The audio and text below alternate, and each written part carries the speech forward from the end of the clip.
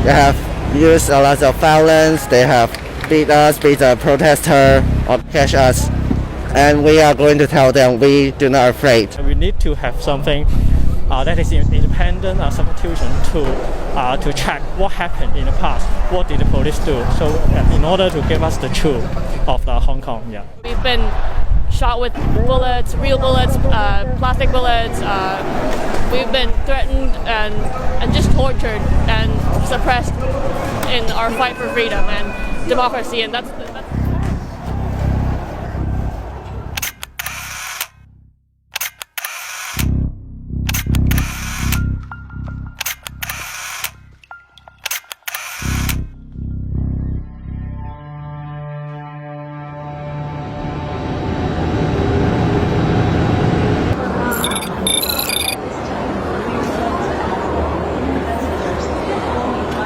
Unjuk rasa atau demonstrasi yang terjadi di Hong Kong sejak awal Juni tahun 2019 hingga tahun 2020 ini belum juga usai.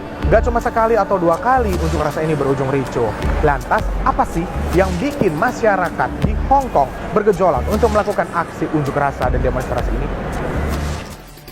Hong Kong bukanlah sebuah negara, melainkan sebuah wilayah administratif khusus yang merupakan bagian dari Cina. Hal ini sesuai dengan kesepakatan pada tahun 1997. Meski tetap menjadi bagian dari Cina, Hong Kong punya kekuasaan besar mengatur wilayahnya sendiri. Pemicu demo adalah saat pemimpin eksekutif Hong Kong, Carrie Lam, perkenalkan sebuah rancangan undang-undang ekstradisi. Jika disahkan, RUU ini bakal beri kuasa pada Hong Kong untuk menahan orang yang lagi ada di sana, baik itu warga negara maupun warga negara asing, untuk kemudian dikirim dan diadili ke Cina. Nah, inilah yang membuat warga Hong Kong merasa bahwa kebebasannya bisa musnah karena RUU ekstradisi ini. Meski setelah demo, pemimpin Hong Kong Carrie Lam menangguhkan RUU ekstradisi dan pada akhirnya membatalkan RUU ekstradisi ini, demo masyarakat Hong Kong tak terbendung. Kini demo bukan lagi soal RUU ekstradisi, tapi juga soal kemerdekaan Hong Kong. Besarnya gejolak pergerakan massa di Hong Kong ternyata ditenggarai karena kemajuan teknologi. Salah satu penyebabnya adalah media sosial. Edika akan ajak kalian untuk terbang ke Hong Kong dan melihat realita.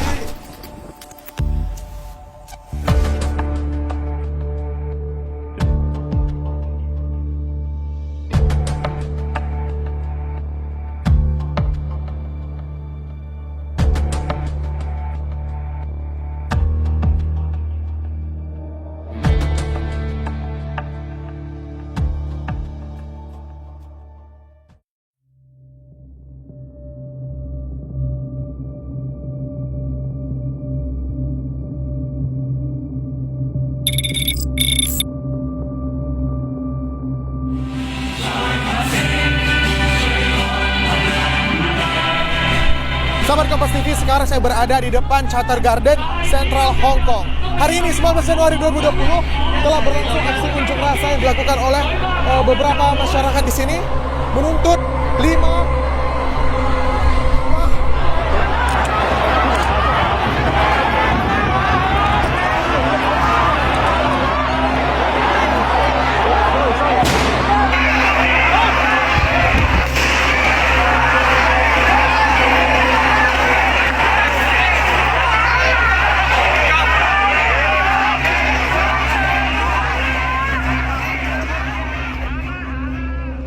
Ada 5 tuntutan yang dilayangkan para pendemo. Pertama, menuntut adanya investigasi terhadap penyalahgunaan kekuasaan oleh polisi. Kedua, meminta pemerintah tarik sepenuhnya RUU ekstradisi. Ketiga, minta pemerintah cabut kata kerusuhan dalam menggambarkan aksi demo. Keempat, minta pembebasan semua pengunjuk rasa yang ditangkap saat demo. Dan yang kelima, menuntut hak pilih universal.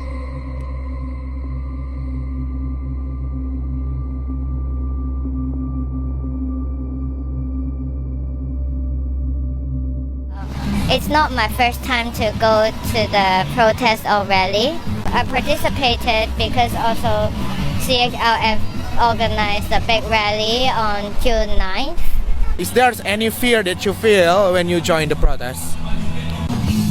The fear is not much when you join the protest because the fear is actually in our daily lives. Like since June I think a lot of people are motivated to join the rally because of the fear of what we heard and what we know about the Chinese government might do to us if there is an extradition bill. We are not safe in Hong Kong because the government, the police are not protecting the people. They only try to see people who voice out as enemy.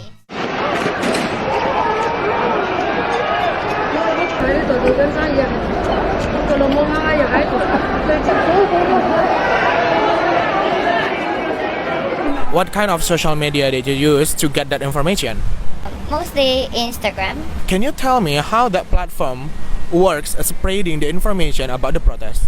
If people belongs to a community or organized group and they always hang out with friends, the social media just allows us to know faster what actions is going on.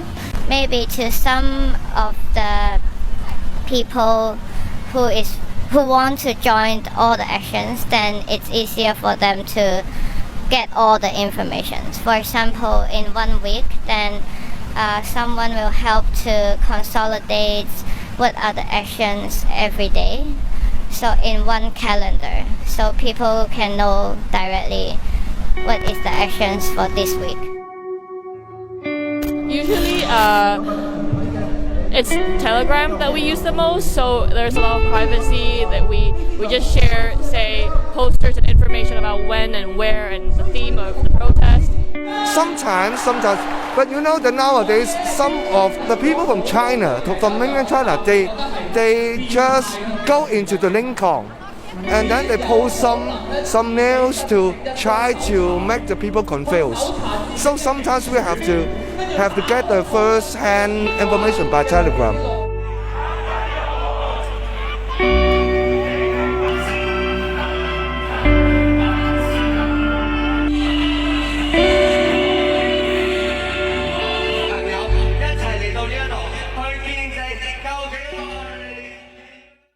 Saya menemui seorang pendemo yang pernah berpartisipasi membuat poster agar orang lain ikut berunjuk rasa. Okay, so I know that an organization called Civil Human Rights Front. Yeah. Do you join them, or do you just finding people to go with you through social media? For me, I know some of the people who are in the CHRF.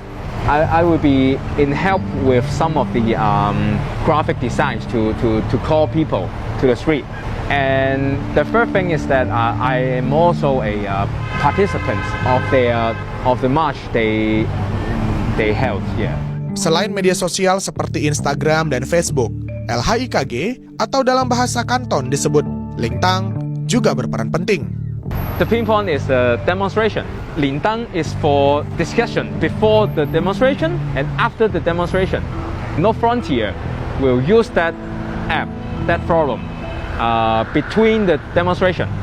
But people can use the Telegram to get the instant information of the street.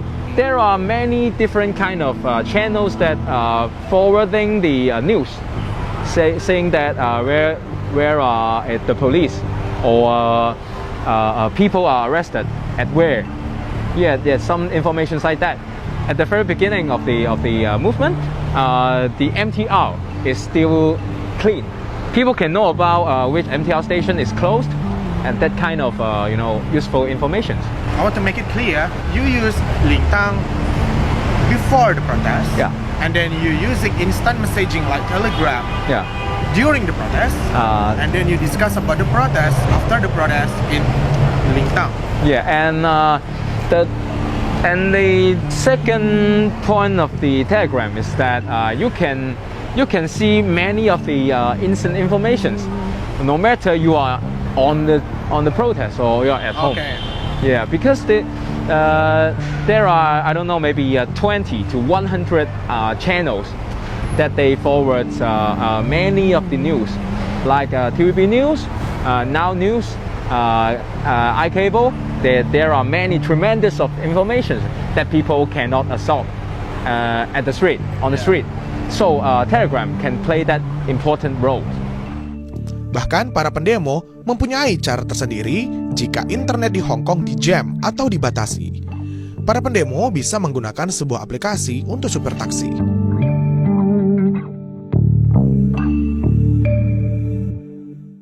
Saya pun bertanya pada Wakil Ketua Civil Human Rights Front atau CHRF, organisasi yang menggalang demo sejak Juni 2018 atas penolakan terhadap rancangan undang-undang ekstradisi. Dari informasi dua pendemo, mereka pernah ikut demo yang diorganisir CHRF. Wakil Ketua CHRF, Eric Lai, menjelaskan bagaimana CHRF mengorganisir massa turun ke jalan untuk berdemo. We organize by organizing it. We usually plan for a protest, and we will seek negotiation and seek approval from the police commissioner. And in the meantime, we also have media, mass media, and social media mobilization. We advertise our events, and people will just join. We don't need any direct mobilization to any individuals. People know how to join a protest. We have a good protest culture. If you want to organize a protest, simply use Telegram or use Facebook to advertise it and to recruit helpers and to strategize. And then it's easy. Everyone can do it. Even the secondary school students can initiate. So everyone can be leader.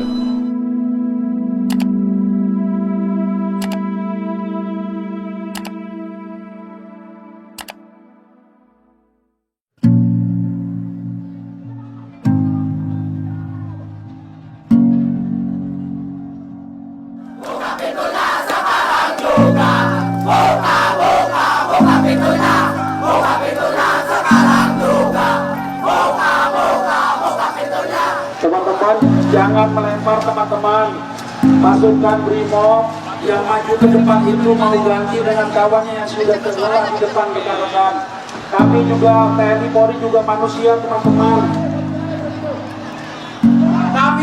Kami Polri dan TNI adalah bagian dari masyarakat semua. Jangan teman-teman, jangan lakukan pelemparan ke kami. Kami bagian dari warga masyarakat juga. Keluarga kami dan keluarga kita sama-sama. Demo yang digalang melalui media sosial dan aplikasi pesan nggak cuma terjadi di Hong Kong, tetapi juga terjadi di tanah air Indonesia. Pada 4 November 2016 lalu, terjadi demo menuntut mantan Gubernur DKI Jakarta Basuki Cahayapurnama atau Ahok terkait kasus penistaan agama. Demo serupa juga terjadi pada 2 Desember 2016 dengan tuntutan yang sama kepada Ahok. Demo ini digalang melalui grup WhatsApp, Facebook, dan Twitter. Lalu pada 21 sampai dengan 22 Mei 2019, terjadi demo menanggapi putusan hasil pemilihan presiden 2019. Massa menuntut Pilpres 2019 yang dimenangkan oleh Presiden Jokowi dan Wapres Maruf Amin. Demo ini berujung ricuh dan 9 orang meninggal dunia. Pada 19 sampai dengan 29 Agustus 2019, demo protes masyarakat Papua atas tindakan rasis di Surabaya dan Malang. Demo ini digalang melalui Twitter, WhatsApp, dan Facebook. Demo ini pun menewaskan 33 orang. Dan pada 24 hingga 26 September 2019, demo mahasiswa dan pelajar yang menolak RUU KUHP dan UU KPK berujung ricuh, menyebabkan 5 orang meninggal dunia. Demo ini digalang dari pesan berantai yang ada di grup WhatsApp dan hashtag di Twitter. Dulu juga pernah terjadi kericuhan saat demo mahasiswa menuntut dibatalkannya RUU KPK dan RUU KUHP di sini, di tempat ini. Di sebelah sana, sahabat Kompas TV, terjadi wow.